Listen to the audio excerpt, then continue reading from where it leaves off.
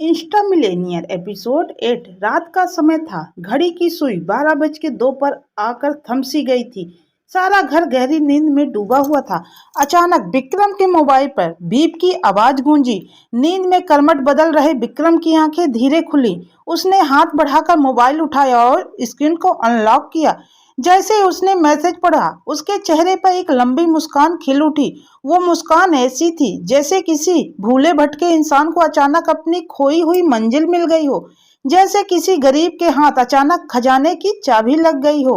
विक्रम की आंखों की चमक, उसके होठों की मुस्कान और दिल की धड़कनें सब इस बात का सबूत दे रहे थे कि उस मैसेज में कुछ ऐसा था जो उसके जिंदगी का सबसे कीमती तोहफा था। मैसेज पढ़ने के बाद विक्रम कुछ पल के लिए चुप रहा। फिर उसने मोबाइल उठाया और जल्दी जल्दी टाइप करने लगा। स्क्रीन पर सिर्फ इतना लिखा, इस जगह आकर मिलो, और उसने लोकेशन भेज दी। विक्रम तुरंत सोफे से उठा और लोवर और एक पुरानी टी शर्ट जो पहनी थी वही पहने रहा और फिर धीरे से स्लीपर पहना। उसकी नजर सोनिया पर पड़ी। विक्रम कुछ पल उसे देखता रहा, फिर हल्की मुस्कान के साथ दबे पांव कमरे से बाहर निकल गया। सारा घर सन्नाटे में डूबा था। बस उसके कदमों की धीमी आहटें और दिल की तेज धड़कनें साथ दे रही थी। मेन गेट तक आते आते उसने गहरी सांस ली और फिर गेट खोलकर बाहर निकल गया।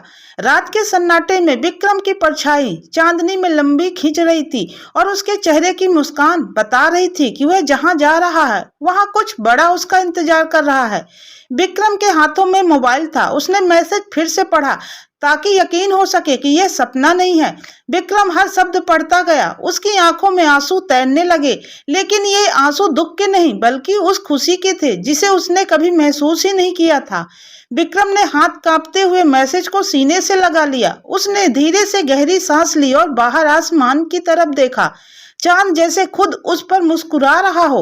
अब विक्रम के पास इतनी दौलत, इतनी फैक्ट्रियां और इतनी शक्ति थी कि वह चाहे तो पूरा दिल्ली शहर खरीद सकता था। लेकिन उसके चेहरे पर कोई घमंड नहीं था, बस एक सुकून, एक ठहराव और एक नई उम्मीद थी। वह जानता था अब आने वाला हर दिन उसकी जिंदगी और सोनिया की इज्जत को बदल कर रख देगा। रात का सन्नाटा था। सड़क पर स्ट्रीट लाइट की हल्की रोशनी पड़ रही थी। विक्रम धीरे कदम बढ़ा रहा था, तभी पीछे से एक काली कार उसके सामने आकर रुकती है। कार का दरवाजा खुलता है और उसमें से उतरा एक कोट पैंट पहना हुआ हैंडसम आदमी। उसने जैसे ही विक्रम को देखा तुरंत झुककर बोला, सर कैसे हैं आप? बहुत सालों बाद मुलाकात हो रही है। विक्रम ठहर गया। उसके होठों पर एक धीमी सी मुस्कान आई। राहुल? विक्रम की आवाज में हैरानी और अपनापन दोनों था। राहुल की आंखें चमक उठी। जी सर, मैं ही हूँ। 2 साल से आपका इंतजार कर रहा था। आपके बिना सब अधूरा लग रहा था, लेकिन अब वो वक्त आ ही गया जब मैं फिर से आपके साथ काम कर पाऊंगा। सर, इन 2 सालों में मैंने आपको बहुत मिस किया। विक्रम ने गहरी सांस ली। उसकी आंखों में पुरानी यादें तैर गई। वह आगे बढ़ा और राहुल के कंधे पर हाथ रखा। तुम्हें देखकर अच्छा लगा राहुल। मैं जानता था जिस दिन मैं वापस लौटूंगा तुम सबसे पहले मेरे सामने खड़े मिलोगे।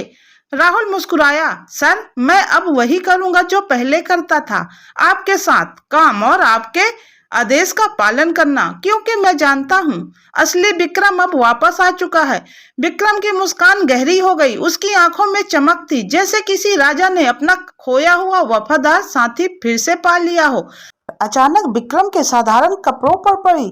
उसकी आंखें फैल गईं। वह लगभग हकलाते हुए बोला, सर ये क्या हाल बना रखा है आपने? आपके कपड़े देखिए और चेहरा। सर, आपके चेहरे से तो वो पुरानी चमक ही चली गई। आखिर आप रह कहाँ रहे हैं? आपने अपनी हालत ये क्या कैसे कर ली? विक्रम ने गहरी सांस भरी और राहुल की तरफ देखा। उसकी आंखों में गुस्से से ज्यादा दर्द था। वह धीमी लेकिन कड़वी आवाज में बोला, राहुल तुम उम्मीद ही क्या कर सकते हो? बिना पैसे, बिना किसी अपने, बिना किसी हेल्प के कैसे जिंदगी जी सकता था मैं? बताओ, ये 2 साल मैंने कैसे काटे तुम सोच भी नहीं सकते। पल पल मरकर जिया हूं मैं, एक एक दिन जैसे सदियों जितना लंबा लगता था। राहुल के पास कोई जवाब नहीं था। उसका गला सूख गया क्योंकि विक्रम ने जो कहा वो कड़वा सच था। इन 2 सालों में विक्रम ने कैसी जिंदगी जी, कैसे सरवाइव किया, ये किसी को भी नहीं पता था। और असली दर्द ये था कि किसी ने जानने की कोशिश भी नहीं की। क्योंकि उस सजा का हिस्सा यही था। ना तो विक्रम किसी से कांटेक्ट कर सकता था और ना ही कोई विक्रम से, जब तक कि उसकी पनिशमेंट खत्म ना हो जाए। राहुल ने कहा, सर अब तो आपकी पनिशमेंट खत्म हो चुकी है। सर अब चलिए बंगले में। काफी टाइम तक इंतजार करने के बाद आखिरकार आपको आपका सब कुछ मिल चुका है। अब मैं चाहता हूँ कि आप वही जगह, वही कुर्सी, वही हक फिर से ले लीजिए जिसे मजबूरी में आपको छोड़ना पड़ा था। राहुल की आंखों में चमक थी, जैसे वह अपने सर को फिर से उसी ताकत और रुतबे में देखना चाहता हो। लेकिन विक्रम के चेहरे पर एक गहरी उदासी और गंभीरता थी। वह धीमी आवाज में बोला, राहुल मैं अभी वहां से नहीं जा सकता। राहुल चौंक गया। क्या? क्यों सर? अब तो सारी मुश्किलें खत्म हो चुकी हैं। आखिर किस वजह से? विक्रम ने लंबी सांस भरी। कुछ पल खामोश रहने के बाद उसने भारी आवाज में कहा, क्योंकि मेरी शादी हो चुकी है। आपने शादी कर ली है और मुझे तक खबर नहीं। विक्रम की आंखों में पिछले 2 सालों की पूरी कहानी जैसे तैर गई। वह हल्की मुस्कान के साथ बोला, हाँ राहुल, इन 2 सालों में मेरी जिंदगी ने बहुत करवटें ली। बहुत कुछ बुरा हुआ और बहुत कुछ अच्छा भी। कई बार सब कुछ टूट कर बिखरा तो कई बार उसी टूटे हुए से नई उम्मीदें बनी। और इन्हीं सब के बीच मेरी जिंदगी में एक रिश्ता जुड़ गया, शादी का रिश्ता। राहुल अब पूरी तरह चौंक गया था। उसके मन में लाखों सवाल थे। राहुल हल्की गंभीर आवाज में बोला, सर अब आप बताइए मुझे क्या करना है। विक्रम ने धीमी आवाज में कहा, राहुल तुम बस बाहर से मेरे हर कदम को फॉलो करते रहना। मैं अपने ससुराल में रहकर जैसी जिंदगी अब तक जीता आया हूँ वैसे ही अभी जीना है, जब तक कि मेरा काम पूरा नहीं होगा। लेकिन जब भी मुझे तुम्हारी जरूरत होगी मैं तुम्हें कॉल करूंगा। राहुल तुरंत बोला, जी सर, मैंने आज तक आपका कहा कब टाला है जो अब टाल सकूंगा। आप जब भी बुलाएंगे मैं हाजिर रहूंगा। लेकिन सर बिजनेस का क्या? विक्रम ने मुस्कुराकर कहा, बिजनेस हम दोनों मिलकर संभालेंगे राहुल, जैसे पहले करते थे, और वहीं से शुरुआत करेंगे जहां से छोड़ा था। विक्रम के चेहरे पर माँ की याद आ गई। वह धीमी आवाज में बोला, घर में सब लोग कैसे हैं? राहुल ने आह भरते हुए कहा, घर में सब ठीक है, लेकिन आप के घर आने की परमिशन अभी नहीं मिली है सर। आपको सिर्फ बिजनेस और आपकी प्रॉपर्टी दी गई है, पर घर की चौखट पर कदम रखने के लिए अभी 1 साल और इंतजार करना पड़ेगा। विक्रम की आंखें भर आई। हाँ मुझे पता है।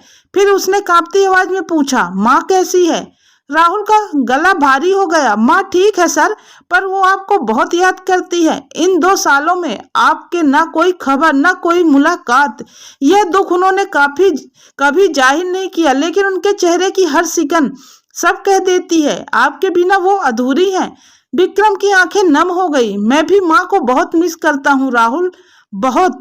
दोनों के बीच कुछ पल खामोशी छाई रही।